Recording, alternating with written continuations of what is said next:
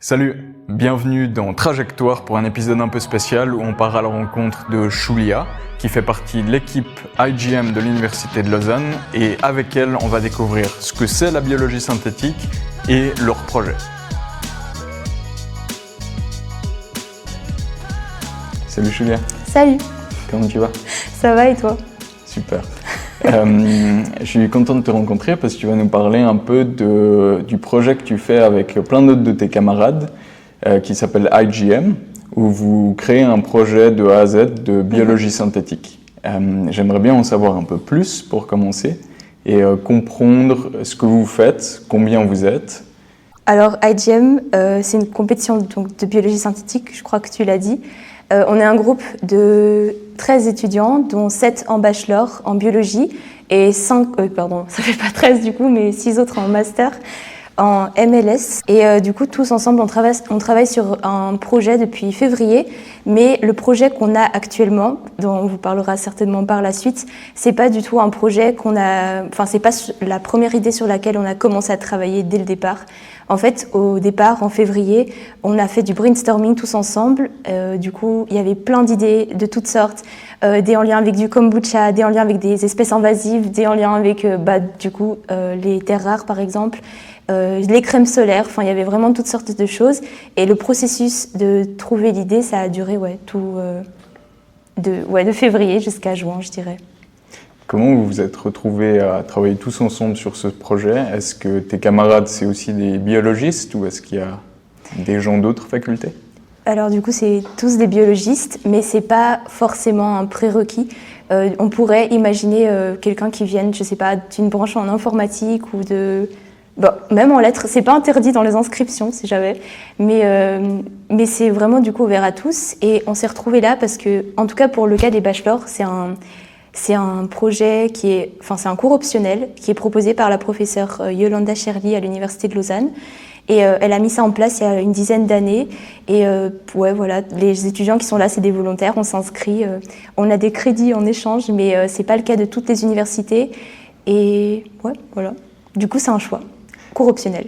Tu peux me raconter peut-être ce que c'est IGM avec un peu plus de précision pour qu'on comprenne de quoi on parle? IGM, c'est une organisation du coup internationale de biologie synthétique, qui sert à promouvoir la biologie synthétique par sa compétition annuelle qui a lieu à Paris chaque année. Du coup, c'est la compétition à laquelle on va participer en octobre 2025. Mais il y a aussi plein d'autres événements qui s'organisent vraiment dans le monde entier, des événements qui servent à promouvoir du coup la biologie synthétique via l'éducation, via des conférences et toutes sortes de choses. Il y a des ambassadeurs dans des pays, ça a l'air un peu stylé d'être ambassadeur IGM, mais voilà. Et donc, tu m'as dit que vous aviez beaucoup brainstormé pour au final trouver un projet sur lequel vous vouliez travailler. Tu pourrais m'en dire un peu plus sur ce projet que vous avez décidé de faire? Comment il s'appelle peut-être? Oui. Du coup, le projet sur lequel on travaille, ça s'appelle Revolutionate. C'est un jeu de mots en anglais avec les 3 premières lettres qui sont REE. C'est les Rare Earth Elements, donc les terres rares. Et le tellurium, on l'oublie souvent, mais le tellurium de Revolutionate, c'est la fin du mot. Et il est souvent oublié, mais il fait aussi partie de notre projet. Il n'appartient pas aux terres rares, mais il est aussi problématique, on va dire.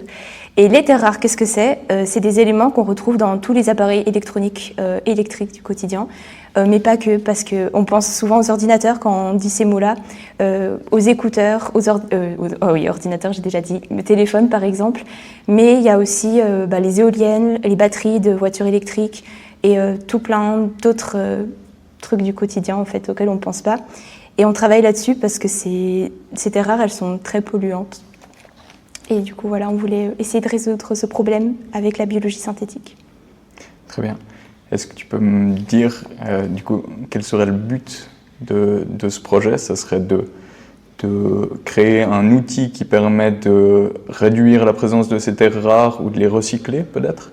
Oui, en fait, on aimerait les recycler parce que le truc des terres rares, c'est qu'elles sont disséminées. En fait, il y a le terme rare, mais elles ne sont pas si rares que ça. À l'inverse d'autres métals comme l'or. L'or, on peut le retrouver dans des gisements à très haute concentration, mais dans peu d'endroits de la Terre, alors que les terres rares, elles sont présentes partout. Le problème, c'est qu'elles sont présentes en très faible concentration. Et du coup, pour les utiliser, surtout qu'on en a beaucoup besoin, d'autant plus aujourd'hui, on a de plus en plus de technologies, il faut les extraire de la roche. Et vu qu'elles sont présentes en faible concentration, il faut en extraire beaucoup de roches. Et tous ces processus d'extraction et ensuite, disons, d'essayer de récupérer ces terres rares qui sont toutes imbriquées les unes dans les autres, enfin elles sont toutes ensemble, et il faut les séparer pour pouvoir les utiliser de manière isolée. Ça consomme beaucoup d'énergie et beaucoup d'eau, et enfin, ça détruit des écosystèmes, ça abîme, j'allais dire, j'ai plus le bon terme, la biodiversité.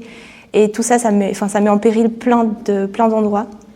Et du coup, notre projet, il vise à recycler ces terres rares parce qu'on aimerait pouvoir les réutiliser sans avoir besoin d'à chaque fois en extraire de nouvelles d'autres endroits de la Terre et de tout détruire, quoi, finalement. Est-ce que tu arriverais à définir ce que c'est une terre rare? Quel type de matériau c'est, une terre rare? Les terres rares, c'est 17 éléments. Okay. Donc le fameux tableau périodique que tout le monde adore, évidemment, elles sont là.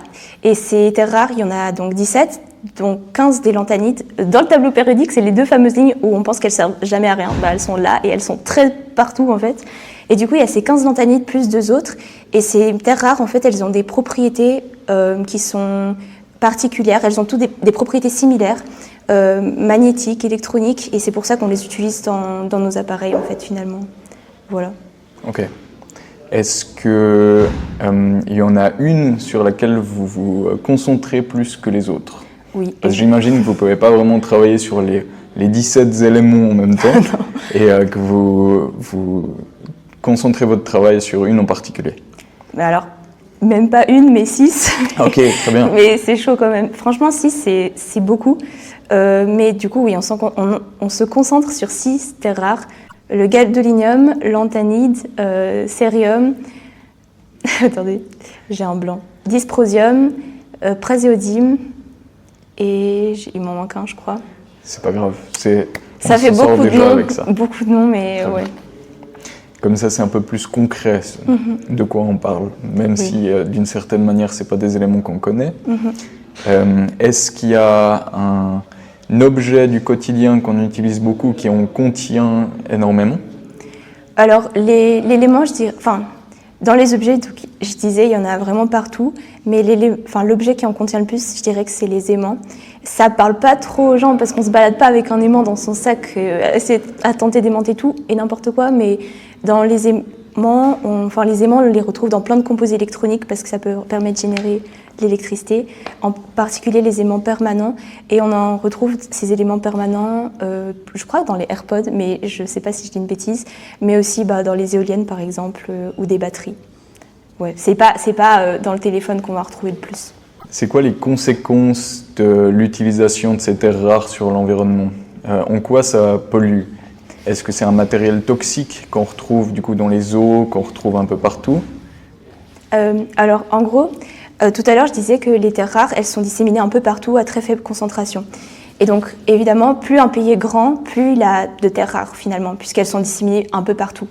Donc typiquement, si on prend l'exemple de la Suisse, on n'utilise pas de terres rares, mais ça ne veut pas dire qu'on n'en a pas, c'est juste qu'on n'a pas de mine, on n'a pas créé d'endroit où on en extrairait, déjà parce qu'on est un petit pays, en plus pour des raisons écologiques et environnementales, mais d'autres pays comme la Chine qui a le monopole de ces terres rares aujourd'hui, ils ont des grands gisements, plusieurs, et en fait ils ont moins de législation, je dirais, autour de ces terres rares et autour de tout ce qui est pollution.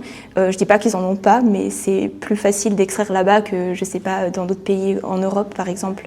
Je crois qu'en Espagne il y a une mine, et du coup quand on parle de pollution, le fait d'extraire la roche, forcément que ça abîme toute une zone où il y avait peut-être des animaux, où il y avait, c'est de la roche, mais il y a quand même des écosystèmes qui sont présents dans ces milieux-là.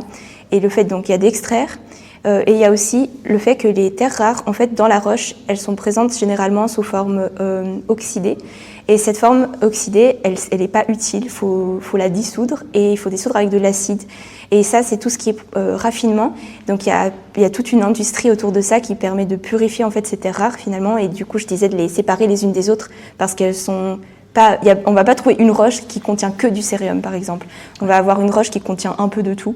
Et du coup, pour avoir une grande quantité d'une terre rare en question, on doit en extraire beaucoup. Quand on extrait une roche, il faut en extraire beaucoup, je disais, pour pouvoir avoir beaucoup de notre élément, l'élément recherché. Et je te parlais de la forme oxydée tout à l'heure, parce que pour les utiliser, il faut les séparer, les dissoudre. On a besoin d'acide. Et généralement, ça finit par être rejeté dans l'environnement. Pas forcément directement dans l'eau, mais ça finit par arriver dans l'eau. Et du coup, on se retrouve avec des milieux qui sont pollués, même si c'est pas fait exprès. Enfin, c'est un peu fait exprès, mais c'était pas le but premier, disons. Est-ce qu'il y a des alternatives aux terres rares pour nos éléments du quotidien où les terres rares sont nécessaires aujourd'hui ? Pas que je sache. Les terres rares, c'est justement un enjeu majeur actuel. Parce que on a de plus en plus d'objets qui les nécessitent, qui en ont besoin de ces terres rares, parce que tout le monde a des ordinateurs, un téléphone, mais pas que, même dans le milieu médical, les réfrigérateurs, tous ces objets en ont besoin. Et c'est le problème justement, parce qu'on ne peut pas s'en passer, et en même temps on en a besoin partout. Et ça, c'est le problème, je dirais. Ok, et donc pour retourner un peu sur la solution que vous cherchez à proposer, comment vous voulez procéder pour recycler, raffiner ces terres rares et améliorer ce phénomène-là ? Du coup, IGM, c'était une compétition de biologie synthétique, et la biologie synthétique, c'est en gros modifier des bactéries pour qu'elles puissent résoudre ou pas un problème. Et donc nous, on utilise des bactéries pour tenter de les recycler, ces terres rares. Et je peux vous parler du projet des terres rares. On utilise des bactéries. Certaines, on utilise 2 souches de bactéries. L'une d'entre elles, elle a des espèces de fibres qui sont collées à sa membrane. Du coup, la membrane, c'est ce qui entoure la bactérie. Et les fibres, elles sont collées à sa membrane. Et ces fibres-là, elles vont ensuite s'attacher avec une autre chose. Cette autre chose, elle est produite par une autre bactérie. Et cette autre chose, c'est la protéine de liaison. Et cette protéine de liaison, une fois qu'on la met en contact avec ces petites fibres, elles vont se coller l'une à l'autre. Et ça va créer un espèce de système, un peu comme un gros aimant, qui va capturer ces terres rares quand on les met en contact pour qu'elles puissent les recycler. Une espèce d'aspirateur à terres rares. Mais c'est un projet qui ça prend du temps. Là, ça fait 3 mois qu'on est en laboratoire, c'est-à-dire qu'on a commencé le projet au début des vacances d'été, je dirais en juin. Là, on est en train de finir notre période en laboratoire, mais c'est pour, disons, concrétiser réellement ce projet, il faudrait beaucoup plus de mois. Mais on a fait pas mal d'expériences pour voir si on était capable d'utiliser ce système pour les choper, ces terres rares, quoi. C'est fascinant comme phénomène, je trouve. Est-ce que vous avez dû les modifier, ces bactéries, pour obtenir ce phénomène-là, ou est-ce que c'est des bactéries qui existent dans la nature et que vous avez pu utiliser ? Alors, on a dû les modifier. On pense souvent que les organismes génétiquement modifiés, c'est forcément néfaste et forcément mauvais, mais pas que. Souvent, quand on parle avec des chercheurs qui sont vraiment en plein dedans dans la biologie synthétique, ils nous disent que nous, en tant que scientifiques, on ne peut pas créer quelque chose de A à Z, mais on peut... en fait, tout ce qu'on utilise, on modifie nos bactéries avec des choses qui existent déjà dans la nature. Et nous, on a modifié nos bactéries. Comment ? On leur a mis des gènes. Du coup, les gènes, c'est des morceaux d'ADN. Et ces morceaux d'ADN, ça va coder et leur dire quoi faire. Et ces bactéries... On avait 2 bactéries. Il y avait la bactérie avec la protéine de liaison. On lui a mis un gène, en gros, qui l'incite à produire plus de protéines de liaison. Donc, il y en a plein qui sont produites. En fait, on lui dit, vas-y, produis à fond des protéines de liaison. Et l'autre bactérie, elle a été modifiée pour produire plus de curly, donc plus de fibres sur la membrane, qui vont ensuite se lier aux protéines de liaison pour pouvoir ensuite récupérer les REE. Donc, on a en fait optimisé des bactéries pour qu'elles soient efficientes, disons, à grande échelle, même si c'est l'échelle du laboratoire. Pour quelqu'un qui n'est pas biologiste, j'imagine que c'est dur de s'imaginer comment vous modélisez ces bactéries, comment vous les modifiez génétiquement pour en faire quelque chose, pour les améliorer. Est-ce que tu pourrais m'en dire un peu plus sur comment vous faites ça ? Ok, alors du coup, pour modifier une bactérie, il y a des logiciels qui existent où on peut lire la séquence d'ADN de la bactérie, parce que chaque bactérie, elle a son propre ADN, et cet ADN, il est constitué de gènes, donc des morceaux qui codent pour des choses spécifiques, donc pour une fonction spécifique, qui vont lui permettre de faire des choses spécifiques, désolée, 3 fois de suite. mais c'est ça en gros. Et ces logiciels, ils permettent d'extraire par exemple un morceau d'ADN, donc on voit toutes les petites lettres, parce que l'ADN il est composé de 4 lettres principalement, et on voit toutes ces lettres les unes alignées les unes à côté des autres, et on sait à peu près, enfin on sait, ça a été étudié, on sait que ça, ce morceau d'ADN, il correspond à ce gène, et on peut l'enlever s'il nous intéresse plus, et ensuite on peut en rajouter un autre si on connaît la séquence d'ADN d'une autre bactérie par exemple, et c'est comme ça qu'on modifie. En fait, on modifie sur l'ordinateur, et ensuite on commande par exemple notre ADN dans des entreprises qui fabriquent ce dont on a besoin, les souches dont on a besoin, et ils nous les envoient avec nos organismes modifiés. On n'est pas en train de toucher nos bactéries, ça se modifie pas comme ça. Et ensuite, on va travailler avec les outils qu'on nous envoie sur l'ADN avec les vraies bactéries. Et ensuite, on peut les transformer. Et ça, c'est encore un tout autre monde, mais c'est super dur à expliquer. En fait, d'une certaine manière, l'ADN, c'est un mode d'emploi qui peut être utilisé et qui crée les fonctions d'un organisme. Oui. Comment vous procurez du matériel? Est-ce que vous utilisez des déchets électroniques? Est-ce que vous utilisez des matériaux déjà préparés, des matériaux de terres rares brutes? Comment vous fonctionnez par rapport à ça? Ok. Alors on n'utilise pas les déchets électroniques directement, ce serait le but, disons si on crée une start-up ou une entreprise, si on voit vraiment grand, plus tard si on arrivait à concrétiser ce projet vraiment au-delà du stade laboratoire.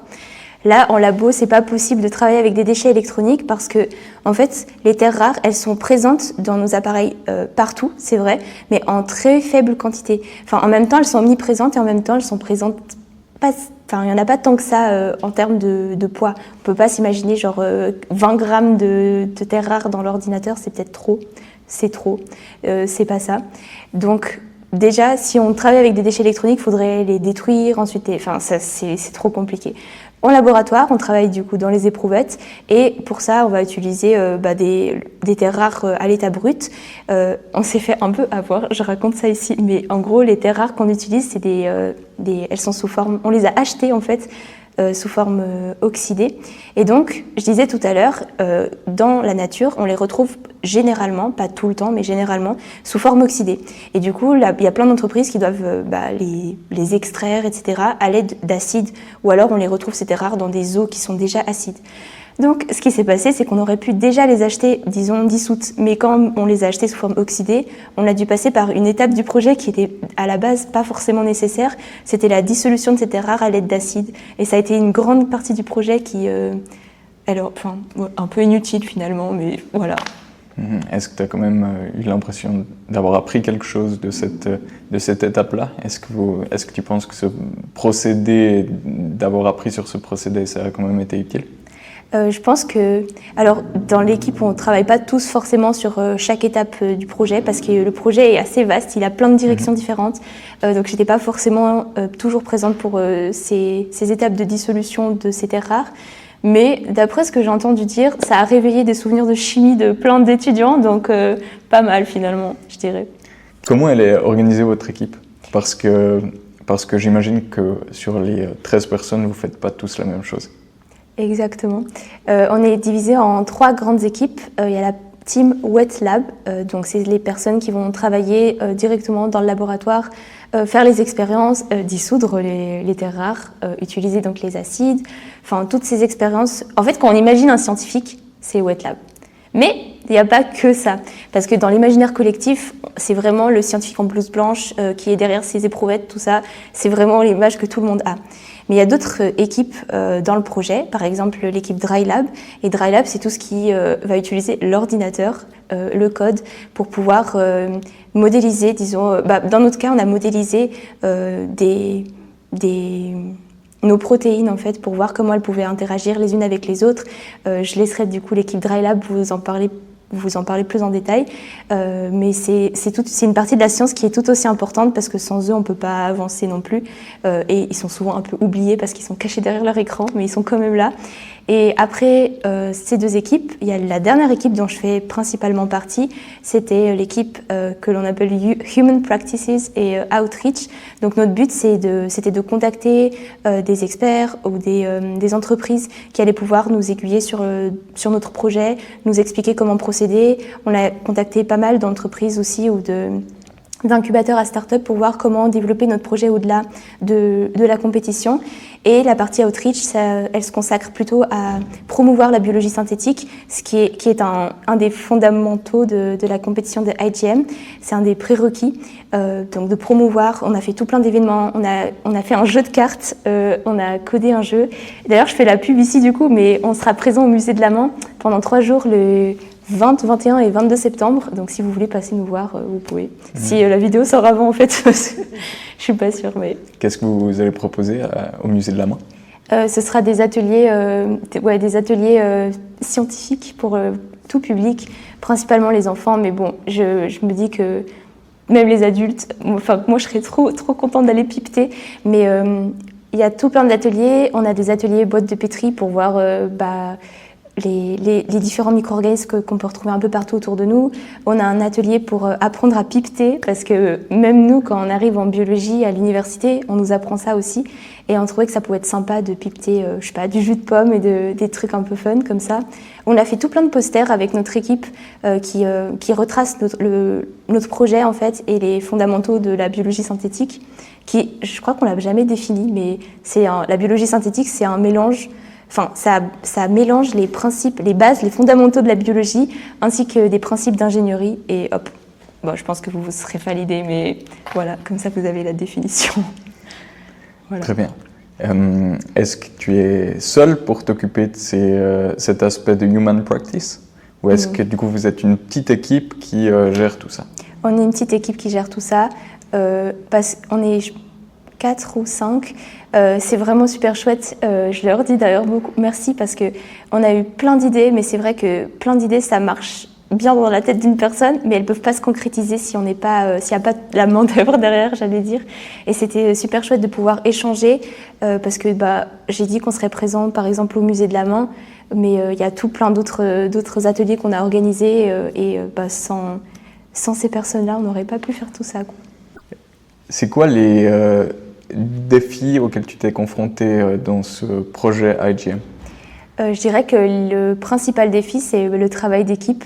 J'aime beaucoup travailler en équipe, j'ai toujours aimé ça. Comme je disais tout à l'heure, je trouve que c'est chouette d'avoir des idées, mais on sait que tout seul, on a du mal à avancer et à concrétiser des projets. Et c'est important d'être bien, j'allais dire, bien entouré. Mais c'est vrai que le travail d'équipe, c'est pas toujours évident parce que faut bien communiquer. La communication est essentielle. On le dit souvent, mais on l'oublie souvent aussi finalement quand on est en plein dedans. Et je dirais que c'est le plus dur d'arriver, de parvenir à vraiment rassembler les idées de tous et de trouver un compromis finalement pour le meilleur. Je dirais que c'est le plus dur. Mais franchement, on a une trop chouette équipe et du coup, c'était l'aspect, disons, le plus dur, mais c'était pas tant difficile que ça parce que les gens sont vraiment sympas, les gens sont à l'écoute et finalement, les problèmes qu'il y a eu, s'il y en a eu, parce que je sais même pas si on peut appeler ça des problèmes, ça s'est très vite résolu. Pour retourner sur les expériences, est-ce que tu pourrais peut-être me raconter une expérience que vous avez faite pour le projet? Oui. Alors, je dois juste spécifier que, du coup, vu qu'on était bachelor et master, les masters avaient commencé à travailler sur le projet un peu avant nous, en juin. On était en plein examen, voilà. On aurait préféré être avec eux, mais la vie, on a décidé autrement. Et quand on a rejoint le projet, ils avaient déjà entamé plein d'expériences et on a dû un peu trouver notre place. Je dirais que ça, c'était aussi un des aspects pas forcément faciles au début, de trouver sa place, trouver quoi faire. On nous pose là et on est un peu indépendant, donc on doit savoir quoi faire. Et pour le cas des expériences, on a un peu rejoint certains groupes, on nous a demandé de l'aide, on a appris des choses un peu sur le tas, ça allait vite. Donc je dirais qu'on n'a pas forcément fait d'expérience forcément de A à Z. On a un peu suivi, les masters nous ont appris plein de choses et c'était trop bien. Et si je parle de mon expérience, moi il y a une expérience que j'ai trop adorée. Il y en a eu plusieurs, mais une en particulier, c'était la sonification. C'est une machine qui tue les cellules. Ça a l'air un peu gore comme ça, mais c'était trop stylé. C'était une machine, en fait c'est une sonde qui vibre très rapidement. Et forcément, les cellules, elles ne supportent pas autant de vibrations et elles meurent. Et on en avait besoin pour libérer des protéines en particulier qui étaient présentes dans notre cellule. Et ça, c'est pareil, une des expériences. Moi, j'ai trop aimé faire ça. Mais ouais, tout en général, je suis trop curieuse. Du coup, c'est Comme Curiosity. Ok. Donc l'idée de cette zonification, c'est de sortir du matériel qui vous intéresse de ces bactéries, parce que tu as dit cellules, mais du coup c'est des bactéries. Les bactéries. Okay, ouais, en gros, c'est. Bon, je sais pas si. Je pense que ça peut être utilisé pour peut-être d'autres. Pour d'autres buts, d'autres motifs. J'ai pas le mot. Bon, bref, ça peut être utilisé certainement pour d'autres choses. Mais en gros, si par exemple, on a une cellule, qu'on parle de notre projet ou pas, notre cellule, ou notre bactérie, elle contient des protéines. Donc les protéines, elles se trouvent à l'intérieur. Et si on en a besoin de ces protéines, faut la tuer, la cellule, pour qu'elle puisse sortir. Et ouais, voilà. Okay. On n'a pas de moyen de les opérer sans douleur. C'est mort ou rien. Est-ce que c'est aussi une manière de quantifier peut-être la performance d'une bactérie? Parce que j'imagine que pour quantifier la réussite d'une expérience, vous avez besoin de savoir à quel point elle a peut-être réussi à accumuler les terres rares que vous convoitez. Mm-hmm. C'est bizarre comme terme, non, convoiter. Hein. Non, c'est très français. Oui, mais c'est comme si tu avais un esprit de conquête et que tu allais convoiter les terres rares. Les terres rares qu'on convoite pour recycler, parce qu'on on aime. Non, mais oui. Oui, il y a des moyens de mesurer ça. Généralement, du coup, si elles sont libérées dans un liquide, on peut mesurer ça avec l'absorbance. En gros, on a un liquide et plus il est trouble, plus il est foncé, plus il contient de choses à l'intérieur, moins la lumière elle va passer. Et ça, c'est mesurable. Et donc, prenons par exemple de l'eau. Si vous mesurez l'absorbance de l'eau, vous aurez une absorbance peut-être très faible. Si vous prenez de l'eau et que vous lui rajoutez plein de trucs dedans, l'absorbance, elle va augmenter. Et ça, c'est une manière de mesurer en tant que bon scientifique. Vous en êtes où dans le projet actuellement ? Dans le projet, je ne sais pas trop dire comment expliquer où on en est parce que, en fait, nos expériences, elles sont un peu foireuses en ce moment. Mais on a réussi à modifier nos bactéries comme on voulait, pour qu'elles produisent plein de protéines de liaison, qu'elles produisent plein de curly, donc ces fameuses fibres qu'on avait au-dessus des membranes. Ça, on a bien réussi à faire. On a réussi à créer notre système où la protéine de liaison se lie à notre fibre. Ça, on a réussi. Mais ensuite, pour tout ce qui va être mesure, justement, tuer les cellules, voir combien elles en ont produit, si on a réussi à attraper, tout ça, on est encore en plein dedans. Et c'est pas facile. Ça marche pas toujours comme on veut, mais bon, c'est les aléas de la science. Donc, voilà. Donc, au final, en science, c'est normal, je pense, de beaucoup expérimenter et de beaucoup tenter de choses différentes pour trouver une solution qui fonctionne. Oui. Donc, c'est normal que ça prenne du temps, ce processus-là, parce que vous n'avez pas de protocole à suivre pour réaliser ça, parce que c'est une expérience qui est toute nouvelle. Mm-hmm. En gros, on peut s'inspirer d'anciens protocoles ou d'autres protocoles, c'est la même chose, quoi. Mais on peut s'inspirer de protocoles tout court. Mais en fait, ce qu'on cherche à faire, c'est les optimiser dans le cadre de notre expérience. On essaie de les adapter à notre expérience, à notre projet. Et ça prend du temps parce que, imaginons une de nos expériences fétiches, la fameuse, elle dure presque 10 heures. Du coup, au départ, on la faisait sur un jour, mais c'était un peu... Donc, on a commencé à faire ça sur 2 jours. Et cette expérience, on l'a fait une fois, disons 10 heures se sont passées, ou donc 2 jours. Ça n'a pas bien marché, il y a eu des problèmes, on doit réfléchir sur les problèmes. Mais bon, ça, c'est ça dans tous les domaines de la science, il y a des problèmes, on doit réfléchir à ce qu'on pourrait améliorer pour les surpasser, ces problèmes. Et tout ça, ça prend beaucoup de temps. En fait, c'est un autre truc que je voulais mentionner, mais je voulais dire, dans la partie wet lab et en sciences, on pense souvent aux scientifiques toujours derrière la paillasse à trafiquer avec leurs substances et leurs solutions.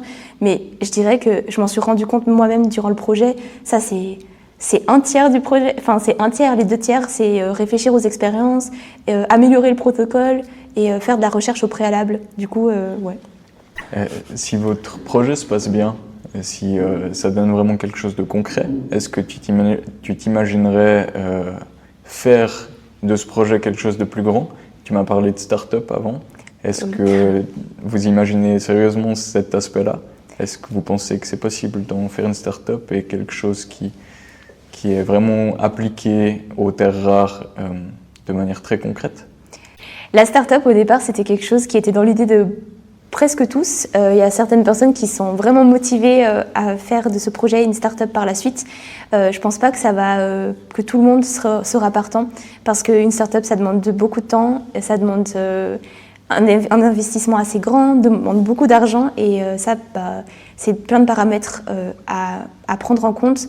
La stabilité, quand on est dans une start-up, elle est un peu éclatée. Enfin, il y a plein de trucs. Et donc, je dirais que si ça peut devenir une start-up, il y aura quelques personnes qui vont pousser le projet vraiment à fond.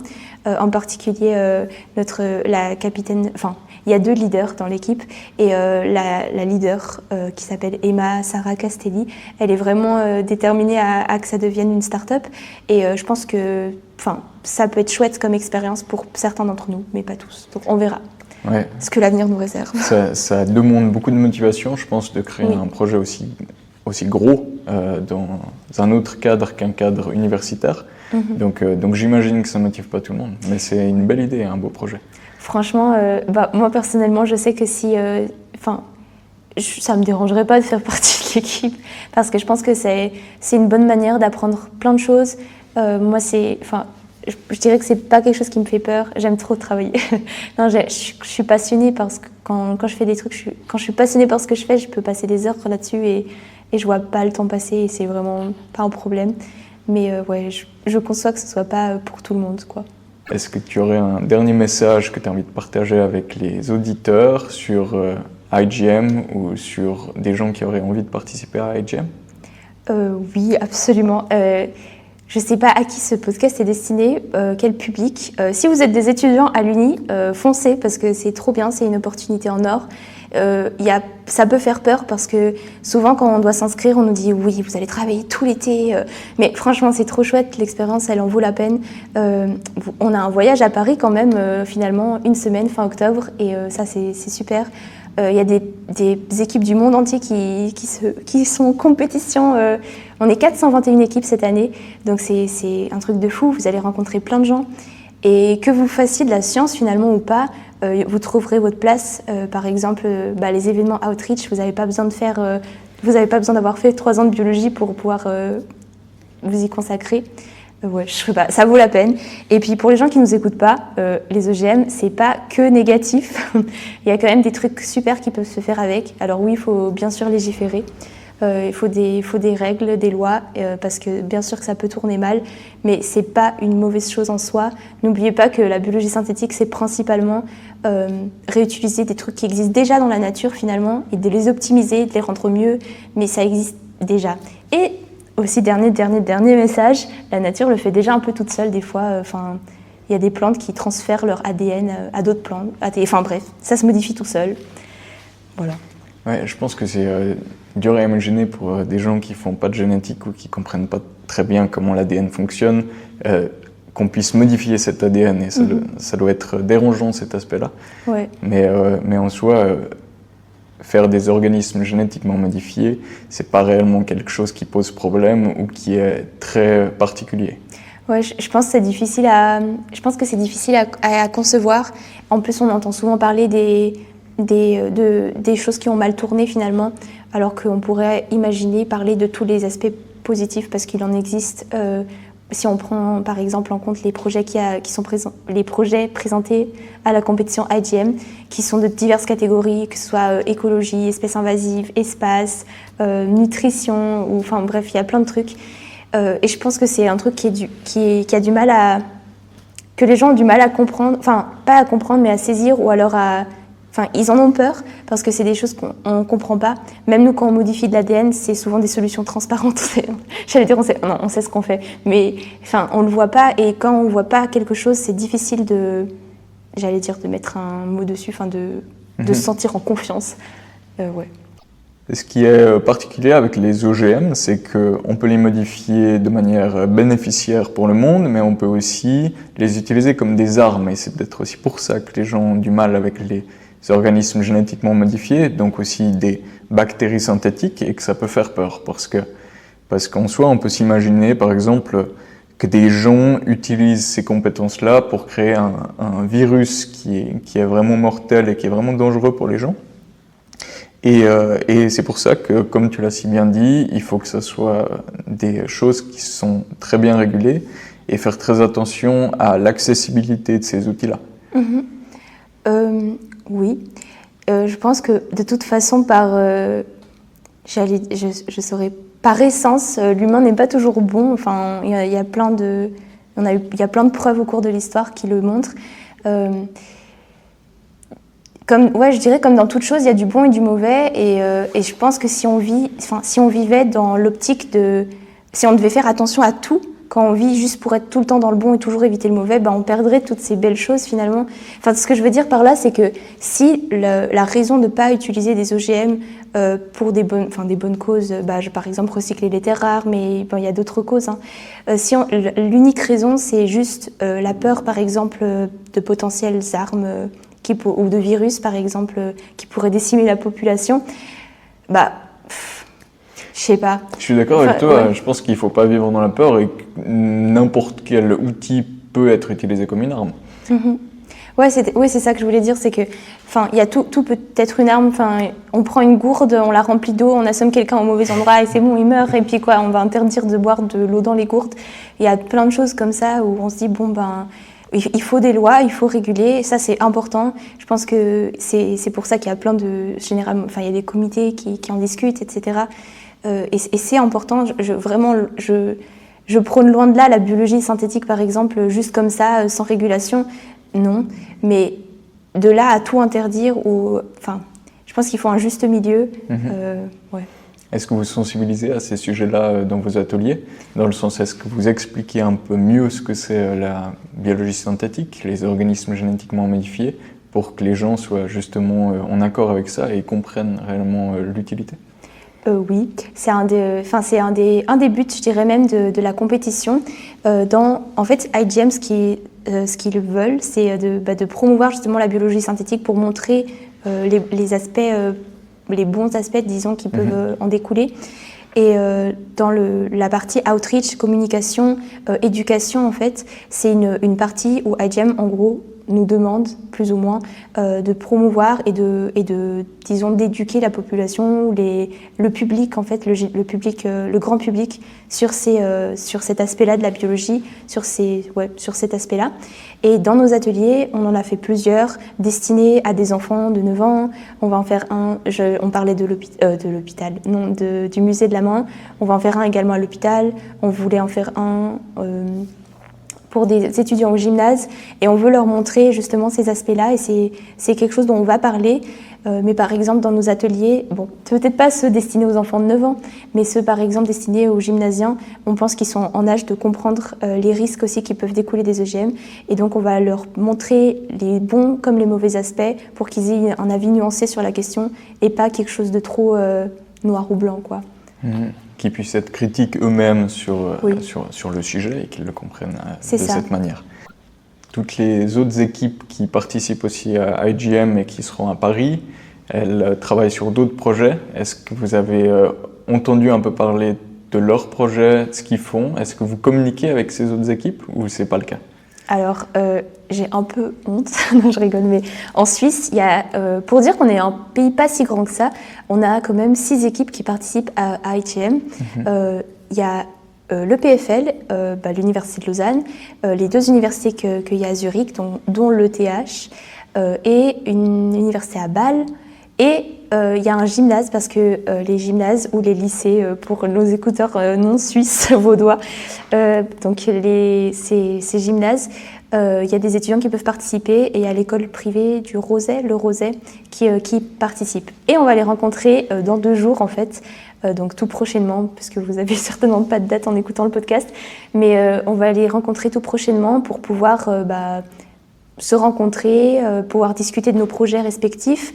J'avoue que je ne connais pas très bien leurs projets. Je crois que c'est vraiment très très vague, mais il me semble que le PFL travaille sur un projet en lien avec les incendies. Voilà, c'est tout ce que je sais. Je ne me suis pas plus renseignée que ça. Je connais d'anciens projets, mais ceux de cette année, moins. Au final, la rencontre à Paris, c'est la manière de découvrir les projets des autres. Merci, Julia, de nous avoir appris beaucoup de choses sur la biologie synthétique et sur ce projet que vous faites, Revolutionate, si j'ai bien retenu. C'est ça. Et c'était un plaisir de parler avec toi, de découvrir ça. Et j'espère qu'on aura l'occasion de se refaire un podcast Trop bien. bientôt. Merci beaucoup à Curiosity du coup de m'avoir accueilli. Je sais pas où je dois regarder. Merci. Merci à toi. Et ouais, franchement, j'aime trop faire des podcasts, j'adore discuter, donc quand vous voulez. Très bien. Ciao. Voilà. Ouais, ciao. Merci de nous avoir écoutés. Si vous voulez en savoir plus sur IGM, on met leur lien dans la description. Et si vous voulez découvrir nos autres podcasts, c'est aussi en description que ça se passe. À bientôt.